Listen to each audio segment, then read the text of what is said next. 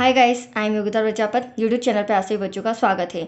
चलिए 10th class में 9.1 exercise continue करते हैं और इस एक्सरसाइज के ये 3 सम रह गए हैं, 14, 15 और 16। इसके पहले बच्चों 13 सम मैंने वीडियो के थ्रू आपको समझा दिए हैं और अब ये 3 सम कंप्लीट करा के ये चैप्टर में फिनिश कर दूंगी। राइट बच्चों, तो करें स्टार्ट। Question number 14। चलिए, मैंने कॉपी में रिटर्न किया हुआ है, वहीं पर पढ़ते हैं और ड्रॉ बनाते हैं। देखिए बच्चों, 1.5 मीटर लंबी एक लड़की भूमि से 88.2 मीटर की ऊंचाई पर एक क्षैतिज रेखा में हवा में उड़ रहे गुब्बारे को देखती है। ठीक है, तो पहले यहाँ पर अब हम ले लेते हैं 1.5 मीटर एक लड़की है। ठीक है, 1.5 मीटर नहीं, 1.2 मीटर। ठीक है, उसकी आंखों से 88.2, तो कुछ दूरी पर मैं 88.2 एक गुब्बारा बना लेती हूँ। ठीक है, ये रहा 88.2। अब क्या कहना है, एक क्षैतिज रेखा में हवा में उड़ रहे गुब्बारे को देखती है। ठीक है, वो यहाँ खड़ी है और इस तरह आसमान में गुब्बारे को देख रही है।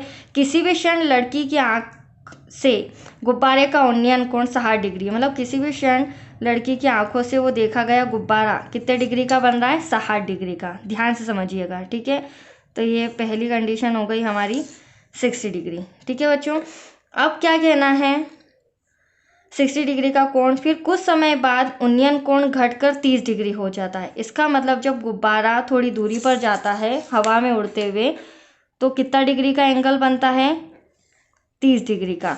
जब वो लड़की यहाँ से देखती है तो क्षैतिज रेखा क्या हो जाती है, 30 डिग्री।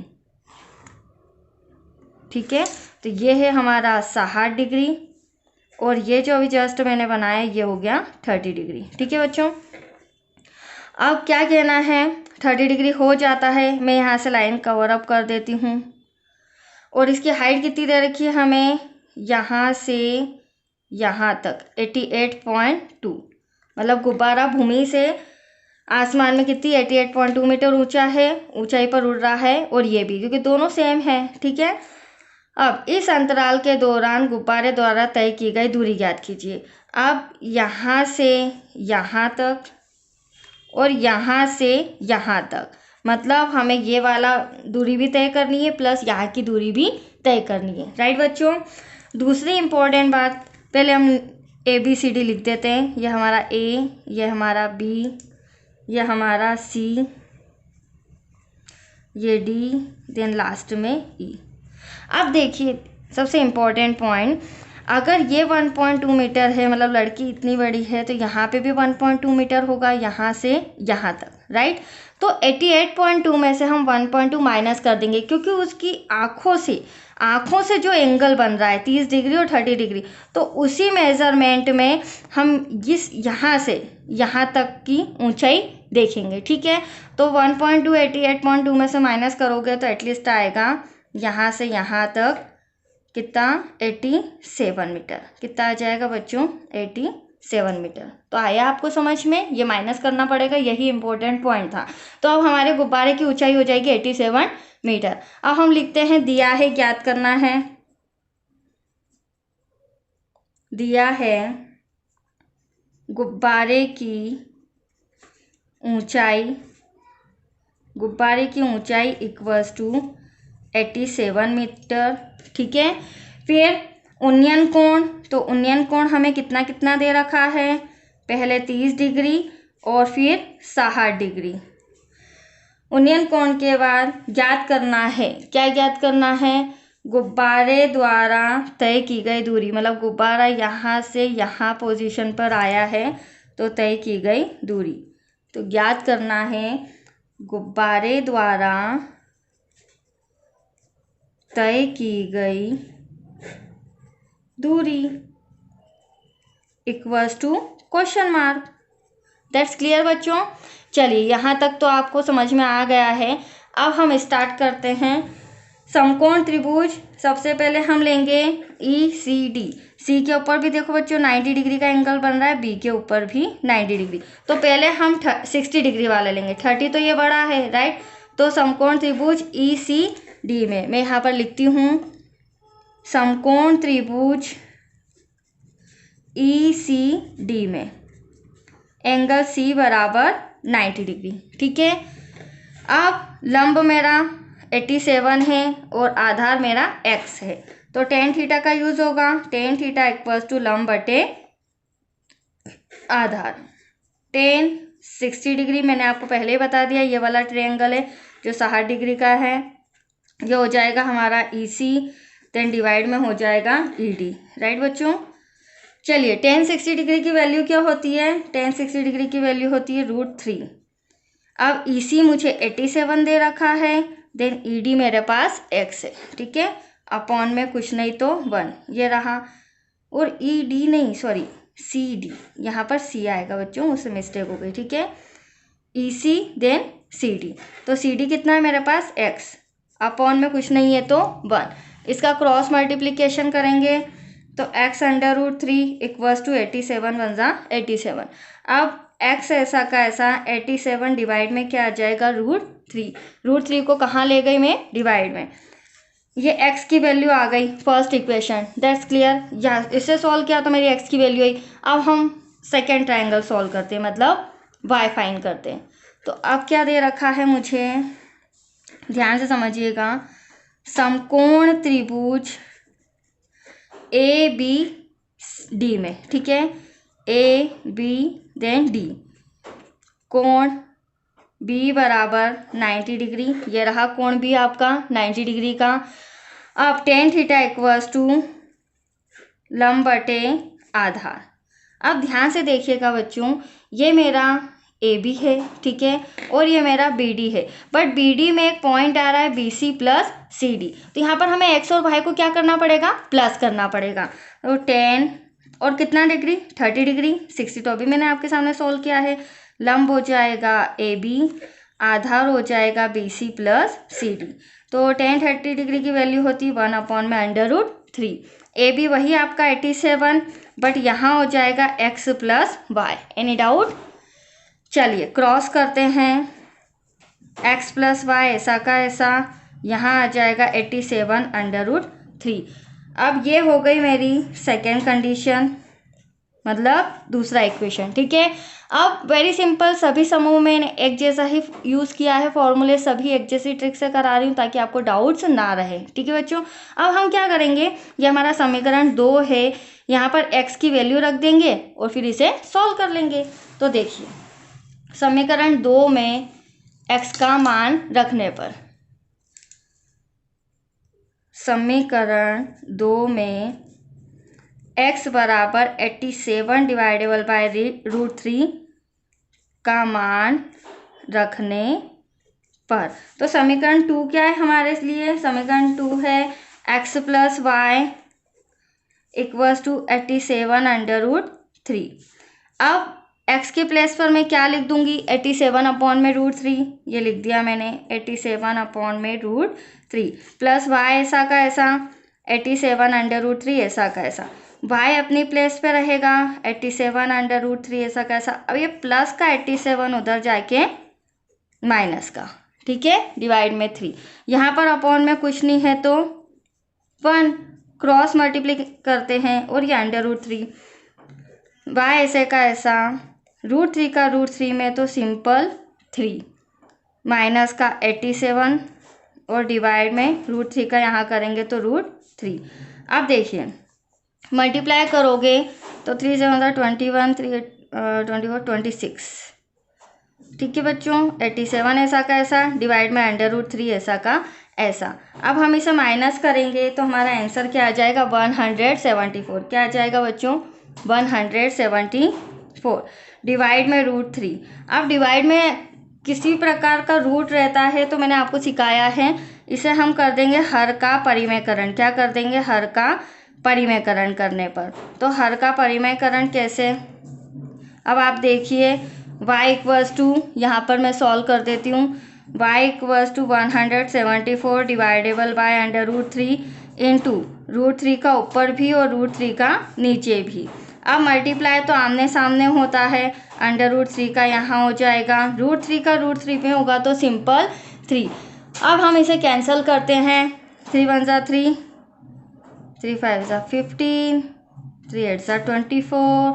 तो y इक्वल्स टू हमारा आंसर आया 58√3 मीटर। इसका मतलब जो यहाँ से यहाँ तक की दूरी है, डी से लेकर जहाँ ये लड़की खड़ी है वहाँ से बी तक की जो दूरी है वो कितनी है, 58√3 मीटर। राइट बच्चों, चलिए नेक्स्ट सम देखते हैं, क्वेश्चन नंबर 15। अब क्वेश्चन नंबर 15 में क्या कहना है, बहुत ही अच्छा सम है, पढ़ के मैं बताती हूँ आपको।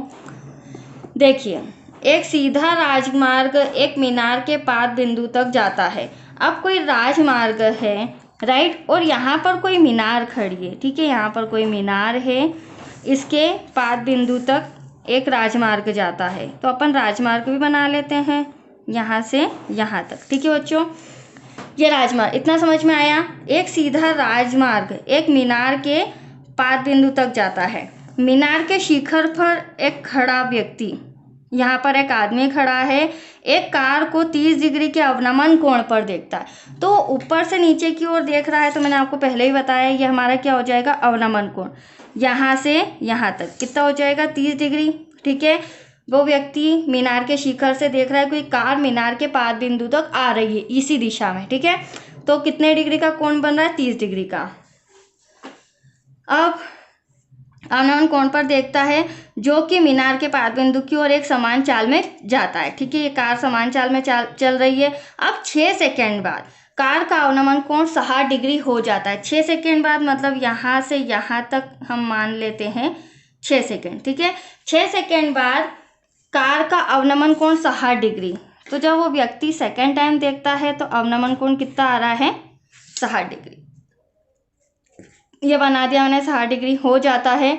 अब इस बिंदु से, ध्यान से समझना, इस बिंदु से मीनार के पाद बिंदु तक पहुंचने में कार द्वारा लिया गया समय, मतलब हमें यहाँ पे इतनी सी दूरी बतानी है कि कार जब 60 डिग्री के एंगल पे थी तो मीनार के पाद बिंदु तक, मतलब मीनार तक पहुँचने में उसे कितना समय लगा। राइट बच्चों, हाइट ले लेते हैं हम, हाइट नहीं दी गई है, एज मान लेते हैं मीनार की, ठीक है। दूसरी बात, अवनमन कोण है, तो यहाँ पे भी हमें लाइन खींचनी होगी, क्योंकि अवनमन कोण जब ऊपर से नीचे की ओर देखा जाता है तो क्षैतिज रेखा ऊपर की ओर भी बनती है। तो यहाँ पे एक हो जाएगा हमारा 60 डिग्री और ये हो जाएगा 30 डिग्री। दैट्स क्लियर बच्चों। चलिए, इतना तो हो गया। ये हो गया हमारा ए, यहाँ पर बी, ये सी और लास्ट में डी। तो करें स्टार्ट। सबसे पहले दिया है, क्या दिया है हमें, 6 सेकंड बाद, 6 सेकंड बाद कार की चाल का अवनमन कोण। देखिए, एक तो हमें 30 डिग्री दे रखा है, बट 6 सेकेंड बाद यहाँ से यहाँ तक कार की चाल का अवनमन कोण कितना है, 60 डिग्री, ठीक है। ज्ञात करना है मीनार के पाद बिंदु से या मीनार के पाद बिंदु तक कार द्वारा लिया गया समय।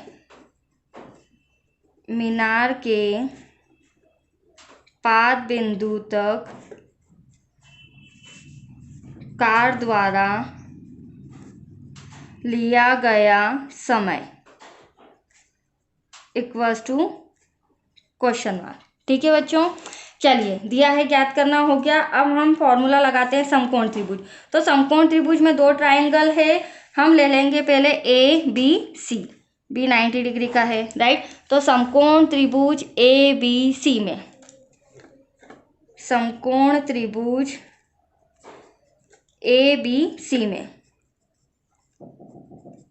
कोण बी इक्वल्स टू 90 डिग्री, ठीक है। आपको इसी तरह से अपना सम रिटर्न करना है, दिया है, ज्ञात करना है, क्योंकि इबारत वाले सम 4 और 5 मार्क्स में आते हैं बच्चों। तो स्टेप बाय स्टेप आप क्लियरली जब करेंगे तो आपको प्रॉब्लम्स नहीं होगी, प्लस मार्क्स भी आपको 4 आउट ऑफ 4 या 5 आउट ऑफ 5 मिलेंगे, ठीक है। तो इसी पैटर्न के अकॉर्डिंग आप करेंगे तो बहुत फ़ायदा रहेगा।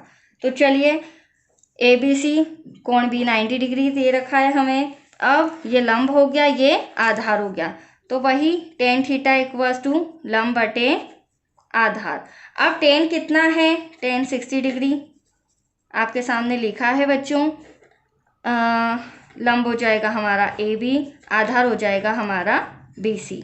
अब 60 डिग्री की वैल्यू क्या होती है, √3। क्या होती है बच्चों, √3 इक्वल्स टू ए बी मेरे सामने एच है और बी सी मेरे सामने एक्स है। एच अपॉन में एक्स, डिवाइड में कुछ नहीं तो 1। एक्स का √3 में करेंगे तो एक्स √3 और एच बनजा यहाँ पर आ जाएगा एच इक्वल्स टू एक्स √3। ठीक है, एक तरह से देखी जाए तो एच की वैल्यू आ गई है। इक्वेशन फर्स्ट दे रही हूँ मैं इसे। ठीक, ऐसे ही हम यहाँ पर सॉल्व करेंगे समकोण त्रिभुज ए बी डी में। ठीक है, समकोण त्रिभुज ए बी डी में angle B equals to 90 degree. वापस से tan थीटा इक्वल्स टू लंब बटे आधार। tan 30 डिग्री का लिया है मैंने तो यहाँ पर 30 डिग्री लिख दूंगी मैं। tan 30 डिग्री इक्वल्स टू लंब हो जाएगा मेरा ए बी, आधार हो जाएगा मेरा बी से डी तक, क्योंकि B C plus C D, आप ऐसा भी लिख सकते हैं B C plus C D, क्योंकि यहाँ से यहाँ तक है बच्चों बी डी तक। अब 30 डिग्री का मान होता है 1 अपॉन में √3 इक्वल्स टू ए बी आपका एच और जो बी सी और सी डी है तो x + 6 हो जाएगा, क्योंकि यहाँ 6 सेकेंड दे रखे हैं बच्चों और ये हमारा x है, यही हमें फाइंड करना है। तो यहाँ हम लिख देंगे x + 6। ठीक है, कोई डाउट? चलिए क्रॉस करते हैं। x + 6 ऐसा का ऐसा equals to h √3, equation number 2। Any doubt? चलिए अब हम क्या करेंगे, देखो वेरी सिंपल। जहाँ पर ये h नज़र आ रहा है, दिख रहा है इक्वेशन 2 में, वहाँ पर हम ये h की वैल्यू x √3 रख के इसे सॉल्व करेंगे। राइट बच्चों? तो चलिए समीकरण 2 में यहाँ लिख देती हूँ मैं। समीकरण 2 में h बराबर x √3 रखने पर। राइट बच्चों? अब समीकरण 2 क्या दिया है हमें, h √3 इक्वल्स टू x + 6। तो ये रहा h के प्लेस पर हम क्या लिख देते हैं, x √3। तो यहाँ पर x √3 multiply by √3 as it is, ऐसा का ऐसा, x + 6 ऐसा का ऐसा, √3 का √3 में सिंपल 3x, x + 6, ये प्लस का x इधर आके किसका हो जाएगा बच्चों, माइनस का, इक्वल्स टू 6। माइनस करेंगे x बचा, ये तो हमारा बेसिक मैथ्स है। ठीक है, 2 इंटू का डिवाइड में आप कैंसिल करेंगे तो 2 3 जा 6, तो x इक्वल्स टू क्या आया 3। तो x हमारा क्या था, x हमारा कार द्वारा चली गई दूरी। तो कार द्वारा चली गई दूरी, या नहीं सॉरी दूरी नहीं, कार द्वारा चला गया समय है ना, लिया गया समय। तो कार द्वारा लिया गया समय 3 सेकंड। कितना आ जाएगा यहाँ पे आंसर में हमें लिखना पड़ेगा, कार द्वारा लिया गया समय बराबर 3 सेकेंड। आया आपको समझ में? That's your answer. ठीक है, यहाँ से यहाँ तक आने में 6 सेकेंड और यहाँ से यहाँ तक आने में 3 सेकेंड उस कार को लगे। चलिए आई होप आपको समझ में आ रहा होगा। नेक्स्ट सम है हमारा, इस चैप्टर का लास्ट सम है। इसके बाद ये चैप्टर फिनिश हो जाएगा बच्चों, और नेक्स्ट फिर मैं 10 चैप्टर स्टार्ट कर दूंगी। ठीक है, तो चलिए लास्ट सम देखते हैं, इम्पोर्टेंट है, ध्यान से समझिएगा। मीनार के आधार से, कोई मीनार है, बना लेते हैं। चलिए मीनार बना लेते हैं। ये रही मीनार, मीनार के आधार से, ये मीनार का आधार है से, और एक सरल रेखा में, मतलब सरल रेखा अपन इधर मान लेते हैं, सरल रेखा में 4 मीटर और 9 मीटर की दूरी पर, 4 मीटर और 9 मीटर की दूरी पर स्थित दो बिंदुओं के मीनार कोण, दो बिंदुओं से मीनार के शिखर के उन्नयन कोण। तो मीनार का शिखर यहाँ पे है बच्चों, एक तो ये हो गया, देन दूसरा ये हो गया। ठीक है, शिखर के उन्नयन कोण पूरक कोण है। क्या है? पूरक कोण। मैं यहाँ लिख देती हूँ, ये 4 मीटर और इस पाद बिंदु से इसी रेखा पर कितनी दूरी पर, 9 मीटर। तो ऊपर 4 आएगा और नीचे 9 है, तो बच्चे यहाँ 9 लिख देते हैं जिससे उनका आंसर नहीं आता है। ठीक है बच्चों, A B C और D। अब देखो क्या कहना है, सबसे इम्पोर्टेंट पॉइंट, ये सब इम्पोर्टेंट क्यों है, क्योंकि इसमें हमें कोई डिग्री नहीं दे रखी, मतलब 30 डिग्री, 60 डिग्री, 45 डिग्री, किसी प्रकार का कोण नहीं दे रखा है। बस उस कोणों को, उन दोनों कोणों को बोला क्या है, मीनार के शिखर के उन्नयन कोण पूरक कोण है। अब पूरक कोण क्या होते हैं बच्चों? पूरक कोण उसे बोलते हैं जब दोनों कोणों का योग, दोनों कोणों का मान, किसी भी दो एंगल का मान 90 डिग्री होता है, उसे हम क्या बोलते हैं? पूरक कोण। तो ये तो हम इसे थीटा मान लेते हैं और इसे 90 डिग्री माइनस थीटा मान लेते हैं, क्यों? ठीक है, तो एक थीटा हो जाएगा और दूसरा यहाँ से यहाँ तक 90 में से माइनस करेंगे तो दो 90 से छोटे एंगल क्या कहलाते हैं? 90 डिग्री। ठीक है, अब चलिए हम लिखते हैं। हाँ, अब हमें इस सब में फाइन क्या करना है, सिद्ध कीजिए मीनार की ऊंचाई। तो मीनार की ऊंचाई 6 मीटर, मतलब सिद्ध करके बताना है क्या मीनार की ऊंचाई 6 मीटर है। तो अभी सिद्ध करना है तो हम इसे 6 मीटर नहीं मानेंगे, हम क्या मान लेंगे? इसे h।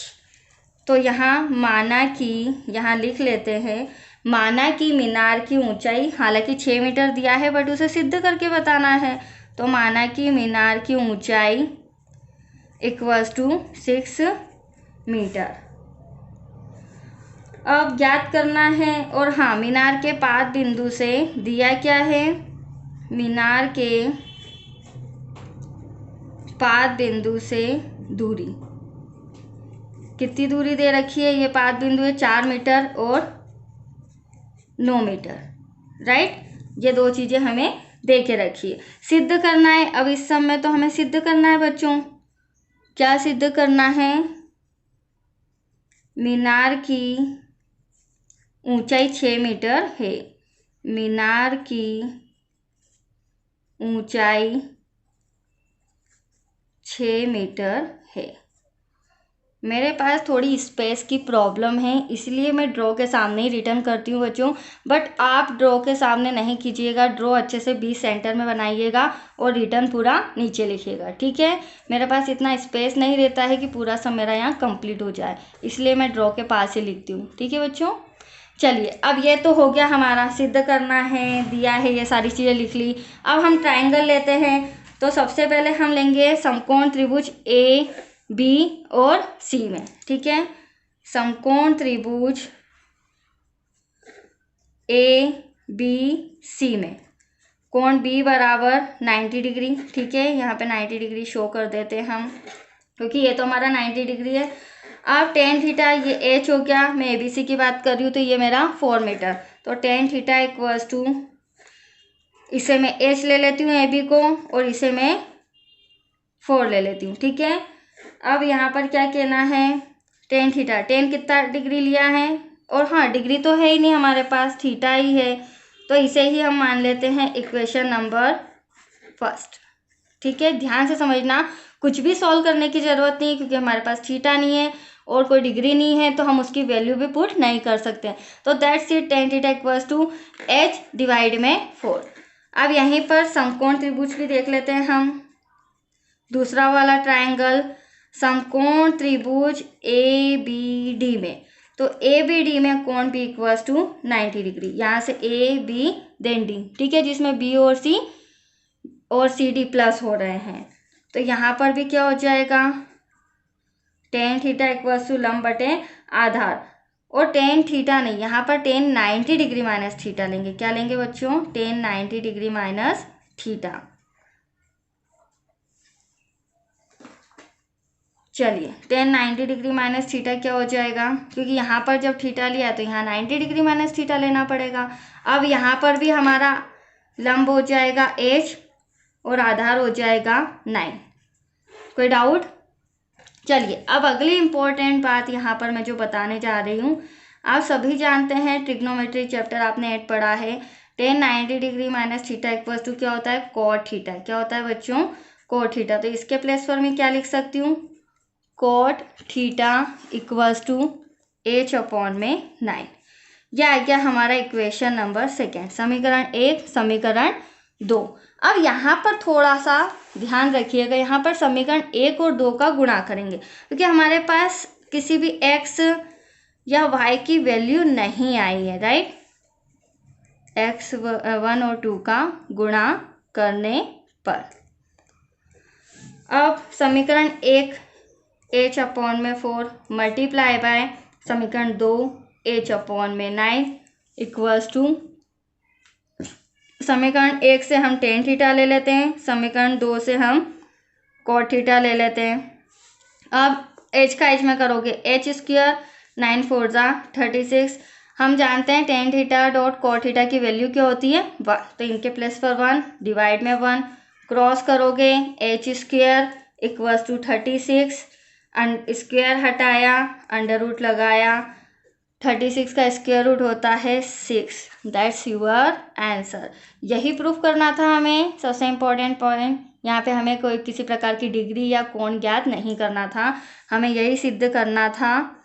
तो अतः मीनार की ऊंचाई h इक्वल्स टू 6 मीटर है। That's your answer. आया आपको समझ में बच्चों?